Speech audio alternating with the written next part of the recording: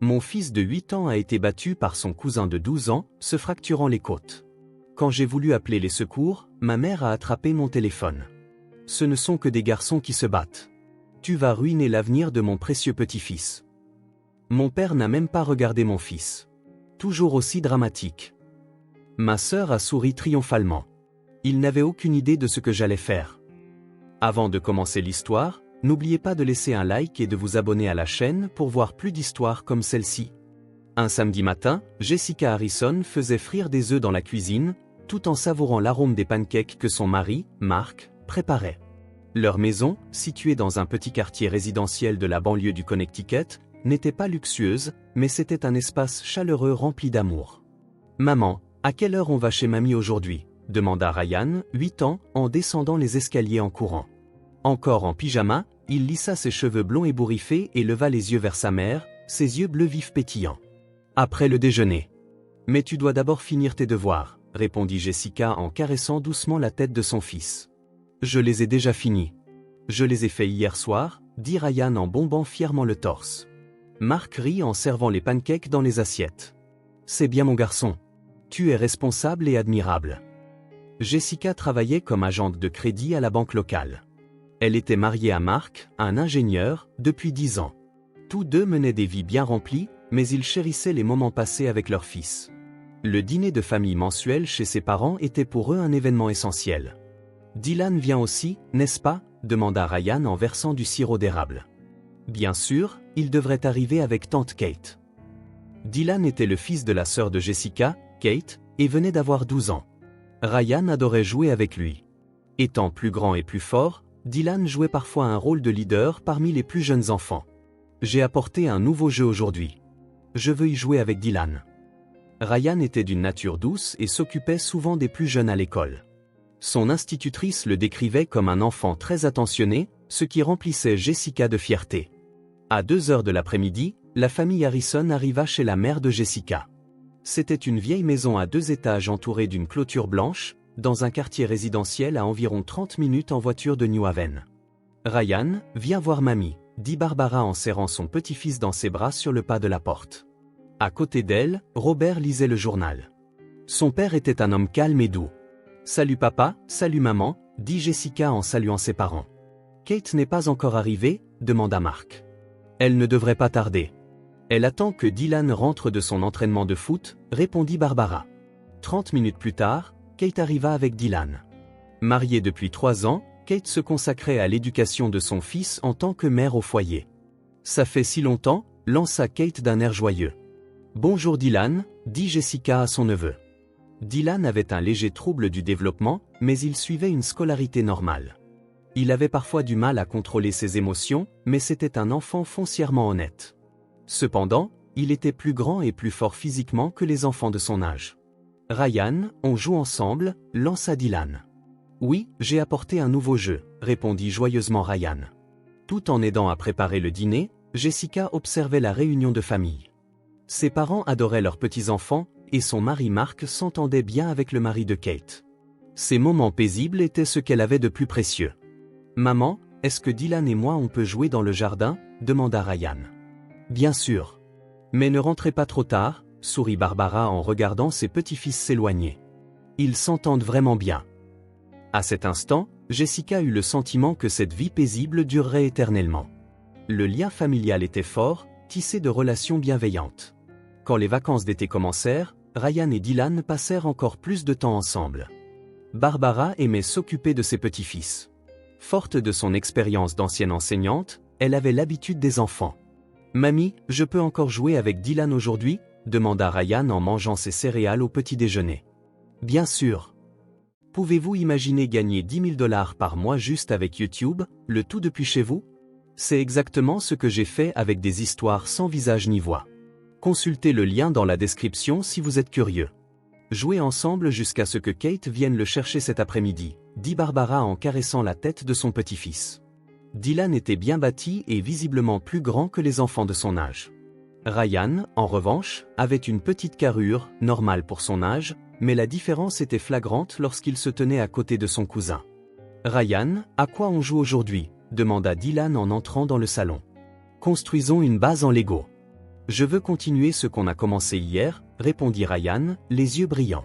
Cependant, Dylan montrait déjà de l'intérêt pour autre chose. Les Legos, ça m'ennuie.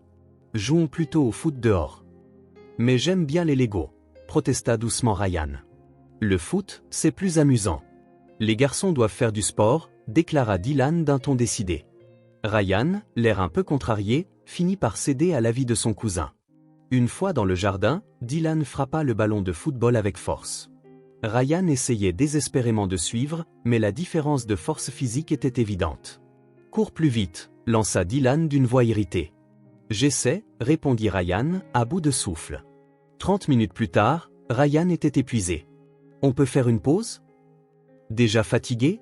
Tu es si faible, dit Dylan d'un ton méprisant.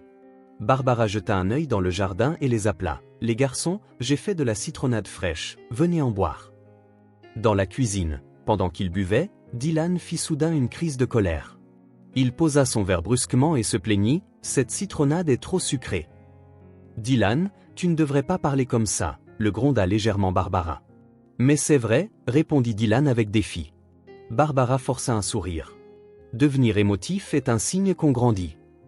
À ce moment, Ryan échangea son verre avec celui de Dylan. « Prenons le mien, il est moins sucré. » Dylan prit le verre de Ryan sans un mot, sans même un remerciement. L'après-midi, Kate vint chercher son fils. « Dylan, tu t'es bien amusé ? » « C'était pas mal, » répondit sèchement Dylan. « Je suis contente que tu aies bien joué avec Ryan, » sourit Kate, satisfaite. Le soir, quand Jessica vint chercher son fils, Ryan semblait un peu fatigué. « Comment s'est passée ta journée ? » « C'était amusant. On a joué au foot avec Dylan, » répondit Ryan en forçant un sourire. Cependant, Jessica sentit une légère fatigue dans l'expression de son fils. « Tu as l'air fatigué. »« Je vais bien. Dylan est bon au foot, alors je veux devenir bon aussi. » Dans la voiture, sur le chemin du retour, Ryan ne cessait de parler de Dylan. « Dylan est fort. Je veux être forte aussi. »« Qu'est-ce que tu veux dire par fort ?» demanda Jessica. « Avoir un grand corps, être puissant et n'avoir peur de rien. » Jessica commença à s'inquiéter. « Mais la gentillesse, c'est important aussi. Tu es un enfant gentil, et maman est fière de toi. » « Mais si on n'est pas fort, les gens se moquent de toi, » murmura Ryan. Ce week-end-là, toute la famille décida d'aller à la plage. 3 générations s'entassèrent dans le grand van conduit par Robert. « Ça fait des années qu'on n'est pas tous allés à la plage ensemble, » dit Barbara, heureuse. « Ce sera de bons souvenirs pour les enfants, » approuva Kate. En arrivant à la plage, Dylan courut directement vers les vagues. « Ryan, dépêche-toi. » Ryan s'approcha prudemment des vagues.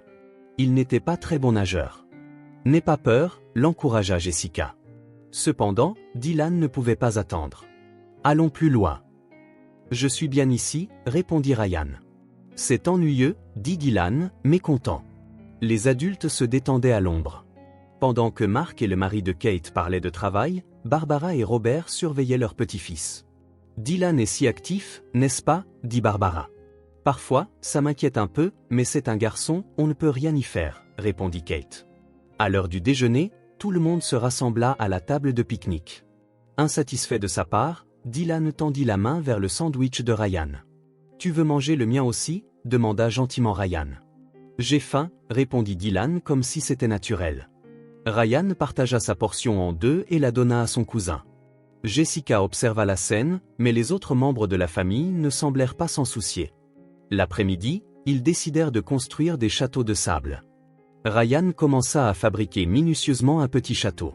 « Un truc si minuscule, c'est ennuyeux, » dit Dylan. « Mais c'est joli, non ?» répondit fièrement Ryan. Soudain, Dylan piétina le château de Ryan. Ce genre de choses se casse facilement. Les larmes montèrent aux yeux de Ryan, mais il ne cria pas. « Dylan, ce n'est pas gentil, » le gronda légèrement Mark. « Je ne faisais que jouer, » répondit Dylan sans montrer le moindre remords. « Les jeux de garçons sont parfois un peu rudes, » le défendit Barbara. Dans la voiture sur le chemin du retour, Ryan était silencieux. Inquiète, Jessica lui parla. « Tu t'es amusé ?» « Oui, » répondit doucement Ryan. « C'est amusant de jouer avec Dylan ?»« C'est amusant. Dylan sait tout faire mieux que moi, alors être avec lui, c'est instructif. » Jessica se sentit partagée face à la réponse de son fils. « Certes, Que des cousins jouent ensemble était une bonne chose, mais quelque chose la dérangeait. Cependant, comme toute la famille semblait passer un moment paisible, elle n'y réfléchit pas davantage. Ce soir-là, en couchant Ryan, Jessica lui demanda « S'il se passe quelque chose de mal, tu le diras à maman ?»« Pourquoi ? Je veux juste que tu saches que tu peux me parler de tout. »« Je vais bien, maman. Je veux être fort, donc je dois apprendre à endurer les choses. » Jessica caressa la tête de son fils, ressentant une vague anxiété. Le premier dimanche de septembre, la famille se réunit comme d'habitude chez les grands-parents. C'était un après-midi frais aux accents d'automne, et Barbara avait spécialement préparé un rôti de bœuf. « Nous avons quelque chose à fêter aujourd'hui », annonça joyeusement Barbara. Dylan a été sélectionné comme titulaire dans l'équipe de foot.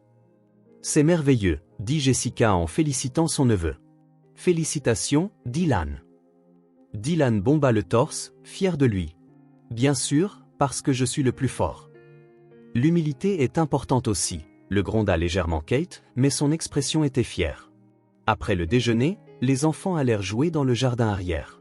Le jardin de Barbara était spacieux, avec un grand chêne sous lequel se trouvait une balançoire. « Ryan, aujourd'hui, on va jouer à un jeu spécial », lança Dylan à son cousin. « Quel genre de jeu ?» demanda Ryan avec intérêt. « Du catch. Je serai le catcheur et toi, le méchant. »« Mais je ne suis pas bon pour me battre, » dit Ryan, un peu anxieux.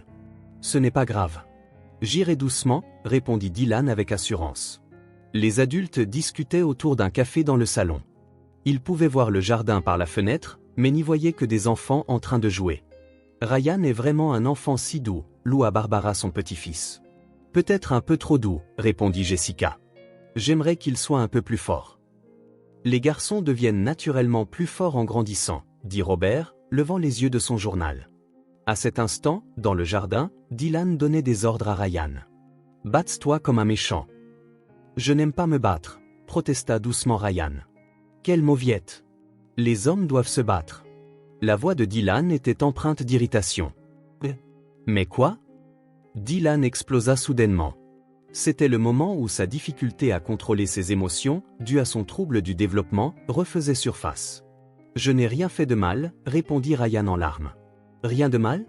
C'est d'être faible qui est mal. » Dylan poussa violemment la poitrine de Ryan avec ses deux mains.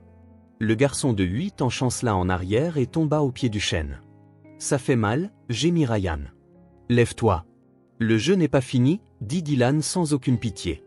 Alors que Ryan essayait de se relever, Dylan le repoussa à nouveau, cette fois avec plus de force. Le dos de Ryan heurta violemment le sol. « Arrête !» se mit à pleurer Ryan.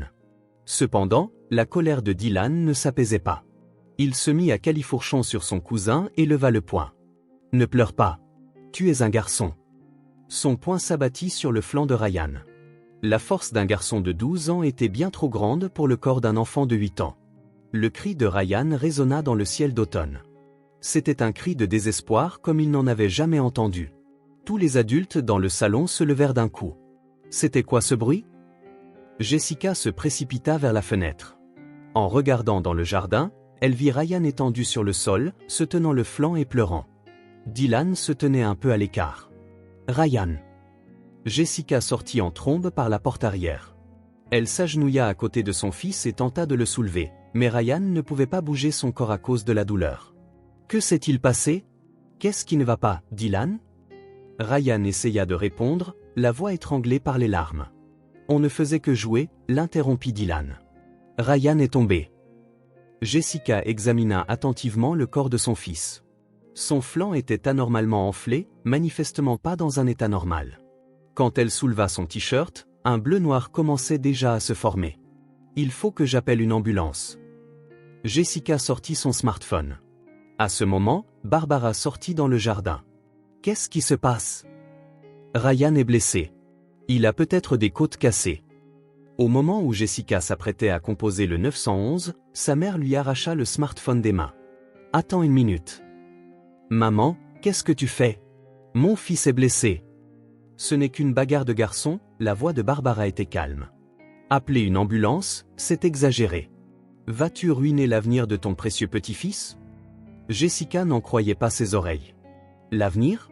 De quoi tu parles ? » Ryan souffle. « Je parle de Dylan. » Si la police vient, cela pourrait être enregistré comme un acte de violence. Ça entacherait l'avenir de cet enfant. À cet instant, Robert et Mark sortirent aussi dans le jardin. Jessica chercha de l'aide auprès de son mari. Mark, prends la voiture. Il faut l'emmener à l'hôpital immédiatement. Cependant, Robert jeta un simple regard à Ryan et dit, « Tu dramatises toujours tout. Appeler une ambulance pour une petite douleur ?» Son père ne regarda même pas son fils avec inquiétude. C'était comme si la douleur de Ryan était insignifiante. « Papa, tu es aussi son grand-père, n'est-ce pas ?» La voix de Jessica tremblait. « Bien sûr que je le suis. C'est justement pour ça que je te dis de rester calme. » Quand Kate apparut dans le jardin, un sourire triomphant se dessinait sur son visage. « Ryan ira bien. Les enfants se remettent vite. Il a peut-être des côtes cassées, » plaida désespérément Jessica. « C'est une exagération. Dylan n'a pas pu le frapper si fort. »« Tu admets qu'il l'a frappé ?» C'était dans le cadre du jeu. Les jeux de garçons sont parfois un peu rudes. Ryan gémissait doucement sur le sol. Son visage était pâle de douleur et il était en sueur froide. Il avait clairement besoin de soins médicaux. Jessica était consternée par la réaction de sa famille. Il se souciait plus de l'avenir de Dylan, l'agresseur, que de la douleur de son fils. Ils ignoraient la souffrance de leur petit-fils de sang et tentaient de banaliser la violence en la qualifiant de jeu de garçon. « Rends-moi mon téléphone, s'il te plaît, » dit calmement Jessica. « Jessica, calme-toi, » dit Barbara d'un ton apaisant. « Rends-le-moi tout de suite. Tu es trop émotive en tant que mère. » À ce moment, Mark comprit enfin la situation. Il tenta de récupérer le smartphone de sa belle-mère, mais Barbara refusa obstinément de le lui donner. « Vous êtes tous fous », la voix de Jessica était remplie de colère. « Un enfant de 8 ans est blessé, et personne n'essaie de l'aider. »« Aider ? Quelle aide ?» rétorqua Kate. « Livrer Dylan à la police, c'est ça, aider ?» Jessica prit une profonde inspiration. Elle comprit que sa famille s'était complètement retournée contre elle. Cependant, elle était prête à se battre contre sa famille pour protéger son fils. « Mark, prends les clés de la voiture. »« Mais Jessica, tout de suite. » Jessica souleva délicatement Ryan, qui souffrait. Elle sentait le petit corps de son fils trembler. « C'est bon, Dren.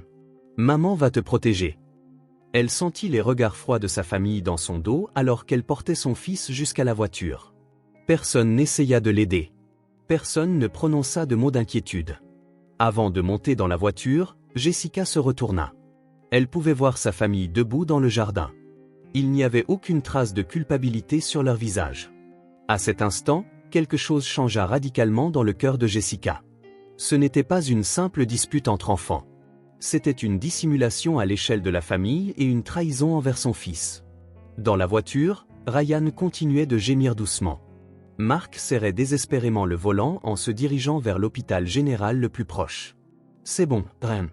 On sera bientôt à l'hôpital », lança Mark à son fils sur la banquette arrière. « Ça fait mal, maman », répondit Ryan d'une voix tremblante. Jessica tenait la main de son fils, sentant son propre corps trembler de colère. Elle ne pouvait pas croire la réaction de sa famille. Donner la priorité à l'avenir de l'agresseur plutôt qu'à la douleur de leur petit-fils de sang n'était pas le fait de personnes saines d'esprit.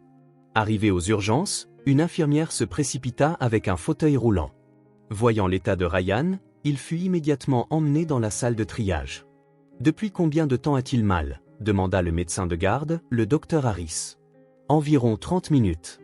Il jouait avec son cousin. » Commença à répondre Jessica, mais Ryan secoua légèrement la tête. « Qu'est-ce qui ne va pas, Ryan ?»« Ce n'est rien. Je suis juste tombé. » Son fils mentait de toute évidence. Les résultats de la radiographie montrèrent des fissures sur 2 côtes et une légère hémorragie interne. « Il semble y avoir eu un impact assez violent », expliqua le docteur Harris en donnant son diagnostic. « Il est rare que de telles blessures résultent d'une simple chute. » Jessica croisa le regard du médecin. « Que voulez-vous dire, docteur ?» Pour être franc, nous devons envisager la possibilité de maltraitance. Ce type de blessure ? Maltraitance ? S'étonna Mark. Je ne dis pas que vous êtes les auteurs. Cependant, nous devons suivre les procédures pour protéger l'enfant. Le médecin commença à examiner de près le corps de Ryan. Il découvrit alors de vieux bleus sur sa cuisse. Quand ces bleus sont-ils apparus ? Ryan ne répondit pas. Jessica ne savait pas que son fils avait de telles ecchymoses. Ryan, c'est arrivé quand? Je ne me souviens pas, son fils détourna le regard. Il y a d'autres vieux bleus aussi. Le médecin montra des ecchymoses jaunâtres sur son bras. Ces bleus semblent avoir été faits à des moments différents. Jessica était abasourdie. Des vérités cachées se trouvaient sur le corps de son fils. Après avoir terminé les soins et être rentrée à la maison, Jessica eut une discussion sérieuse avec Mark. La réaction de la famille aujourd'hui était anormale, commença Jessica. C'est certain. Je ne comprends pas pourquoi maman a pris ton téléphone. Ce n'était pas que ça. Tout le monde a couvert Dylan et a ignoré la douleur de Ryan. Mark soupira profondément. Mais c'est notre famille. C'est justement pour ça que nous devons connaître la vérité. Cette nuit-là, après que Ryan se fut endormi, Jessica continua de penser au vieux bleu sur le corps de son fils. Depuis quand cela se produisait-il? Pourquoi son fils n'avait-il rien dit? Le lendemain, Jessica prit une décision audacieuse. Elle commanda une petite caméra en ligne. C'était une caméra cachée sous la forme d'une montre-bracelet qu'un enfant pouvait facilement utiliser. Ryan, tu veux bien promettre quelque chose à maman? Quoi? Si jamais tu joues à nouveau avec Dylan, s'il te plaît, porte cette montre. Pourquoi? Pour que maman puisse te protéger. S'il se passe quelque chose de mal, fuis immédiatement. Ryan avait l'air anxieux. Mais Dylan est mon cousin. C'est la famille, non? Être de la même famille ne donne à personne le droit de te faire du mal. La semaine suivante, Barbara appela. Jessica, nous avons de nouveau le dîner de famille ce dimanche, alors s'il te plaît, viens. Mais la blessure de Ryan n'est toujours pas. Ne sois pas si dramatique. Ça fait déjà une semaine. En plus, Dylan veut s'excuser auprès de Ryan. Jessica hésita un instant, mais pensa que c'était une chance de découvrir la vérité. D'accord, nous viendrons. Le dimanche, Ryan porta la montre caméra comme promis. Quand ils arrivèrent à la maison, Dylan s'approcha de son cousin. Ryan, je suis désolé pour la dernière fois. C'étaient des excuses formelles, mais les adultes semblaient satisfaits. Tu vois, Dylan s'est excusé correctement, dit Kate fièrement. C'est mieux quand les enfants règlent les choses entre eux, approuva Barbara. Après le déjeuner, les enfants allèrent de nouveau jouer dans le jardin. Cette fois, les adultes sortirent aussi, prenant une position de surveillance. Cependant, 30 minutes plus tard, les adultes retournèrent dans le salon. Ne devrions-nous pas aller voir, suggéra Jessica. C'est bon. Ils ne se battront pas cette fois, déclara Kate. Cependant, lorsque Jessica vérifia les images de la caméra une heure plus tard, elle assista à une scène choquante. Dès que les adultes furent partis, Dylan adopta une attitude menaçante envers Ryan. « Oublie la dernière fois », dit Dylan en serrant fort l'épaule de Ryan. Le garçon de 8 ans grimaça de douleur. Le plus choquant était que Kate, qui regardait par la fenêtre, souriait au comportement de son fils. Barbara se tenait également près de la fenêtre, mais n'essaya pas d'intervenir. Au contraire, on pouvait l'entendre murmurer « C'est bien qu'il devienne plus viril ». Dylan poussa son cousin au sol et le menaça « Si tu pleures la prochaine fois, je ferai quelque chose de pire ». Ryan retint désespérément ses larmes. « J'ai compris. » L'enregistrement continua. Dylan tordit le bras de Ryan et ordonna « Tu n'as qu'à faire ce que je dis ». Quand Ryan murmura « Ça fait mal », Dylan tordit son bras encore plus fort. « Ne dis pas que ça fait mal. Tu es un garçon. » À ce moment, Robert regardait aussi par la fenêtre. Cependant, il ne fit rien et retourna à son journal. Jessica ne pouvait s'empêcher de trembler en regardant les images. Ce n'était pas un simple jeu entre cousins. C'était une maltraitance systématique et une dissimulation familiale. Mark était également sans voix après avoir vu les images. C'est un crime, et tout le monde le sait et laisse faire. Jessica prit sa décision. Le lendemain matin, elle se rendit au poste de police local. « Je viens pour une consultation concernant la maltraitance d'enfants. » Le sergent-détective Davis visionna attentivement les images. C'est une agression manifeste et des adultes sont impliqués. C'est ma famille, expliqua Jessica. Être de la même famille ne rend pas la violence acceptable. La sécurité de votre enfant est la priorité absolue. La police promit d'ouvrir une enquête officielle. Nous avons des preuves vidéo et un diagnostic médical. C'est une preuve suffisante. Ce soir-là, le téléphone portable de Jessica sonna. C'était Barbara. Jessica, qu'as-tu fait? La police est venue. J'ai fait ce qui était nécessaire pour protéger mon fils. Tu es allé à la police pour des affaires de famille. Je n'arrive pas à y croire.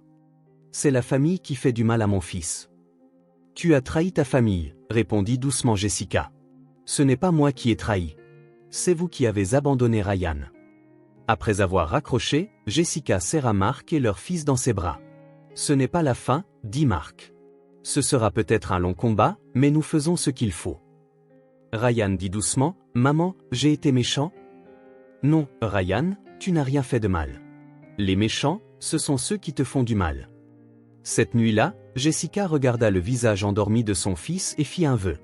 Peu importe les critiques de sa famille, peu importe son isolement, elle protégerait son fils. C'était sa mission de mère. Au fur et à mesure que l'enquête policière progressait, des vérités choquantes furent révélées. Kate avait échoué à 3 traitements de fertilité en 3 ans et souffrait d'une grave détresse psychologique. Sa jalousie envers sa sœur, qui avait un fils en bonne santé, s'était transformée en une vengeance indirecte par l'intermédiaire de Dylan. Kate portait depuis des années la douleur de ne pas pouvoir avoir d'enfant. Un psychologue témoigna au tribunal, sa haine envers la famille heureuse de sa sœur s'est manifestée par un comportement agressif à travers son fils. Barbara et Robert, sympathisant trop avec la souffrance de leur fille, avaient fermé les yeux sur le comportement violent de Dylan. Sous prétexte que Kate avait déjà assez souffert, ils continuaient de justifier la violence de leur petit-fils en la qualifiant de virilité. 6 mois plus tard, le tribunal rendit son verdict. Kate fut reconnue coupable de complicité de maltraitance sur mineur et condamnée à 2 ans de sursis avec mise à l'épreuve. Dylan devait suivre une thérapie dans un établissement de traitement spécialisé. « Maman m'a protégé, n'est-ce pas ?» dit Ryan après une séance de thérapie à l'hôpital. « Bien sûr. Te protéger, c'est le travail de maman. » Jessica serra son fils dans ses bras. Les blessures émotionnelles de Ryan étaient profondes, mais il se rétablit progressivement avec le soutien de spécialistes. Il y avait des nuits où il souffrait de cauchemars, mais entouré de l'amour de sa famille, il retrouva son sourire. Elle devint complètement étrangère à Barbara et Robert. Lorsqu'elle fut sévèrement critiquée pour avoir dénoncé la famille à la police, Jessica répondit simplement « J'ai protégé mon fils ». 1 an plus tard, la famille Harrison déménagea à Portland, en Oregon. Mark changea de travail et ils décidèrent de prendre un nouveau départ dans un nouvel endroit. « Comment est la nouvelle école ?» demanda Jessica à son fils. « Je me suis fait des amis. Tout le monde est gentil. » Ryan avait retrouvé sa joie de vivre d'antan. Dans le jardin de leur nouvelle maison, Ryan jouait paisiblement avec les enfants du quartier. Ils construisaient de véritables amitiés, sans violence. « Penses-tu que c'était une bonne chose d'être allé à la police à ce moment-là » demanda Mark à sa femme. « Bien sûr. J'ai pu protéger mon fils. » Jessica regarda son fils jouer dans le jardin et pensa, « Une vraie famille ne se construit pas uniquement sur les liens du sang. Ce qui fait le lien familial, c'est de prendre soin les uns des autres, de protéger les faibles et d'avoir le courage de défendre la justice. Quelles que soient les circonstances de l'agresseur, la violence ne peut jamais être justifiée. Ignorer la violence pour des raisons telles que « parce que nous sommes une famille », parce que c'est un garçon ou « parce que c'est triste » est une trahison envers la victime. Une lettre de Dylan arriva 6 mois après le déménagement. La lettre, provenant de l'établissement de traitement, contenait de brèves paroles d'excuses. « Ryan, j'ai eu tort. Je suis désolé de t'avoir fait du mal. » Ryan lut la lettre avec une expression complexe. « Vas-tu lui répondre » demanda Jessica. « Pas maintenant. Mais si Dylan change vraiment un jour, je veux lui pardonner. » Jessica sentit une maturité dans les paroles de son fils. Même après avoir été blessé, il avait acquis la force de continuer à espérer sans être emprisonné par la haine. Cette nuit-là, en couchant Ryan, Jessica fit un vœu silencieux. Quelles que soient les difficultés, elle continuerait à protéger son fils. C'était le bon chemin en tant que mère et en tant qu'être humain. La famille restée dans sa lointaine ville natale la qualifierait peut-être encore de traîtresse, mais Jessica n'avait aucun regret. Le sourire de son fils était la preuve que son choix avait été le bon. La vie de la famille qui commençait dans leur nouvelle terre était unie par des liens fondés sur un amour véritable et la justice, et non plus seulement sur les liens du sang. Et ces liens étaient ce que devrait être une vraie famille.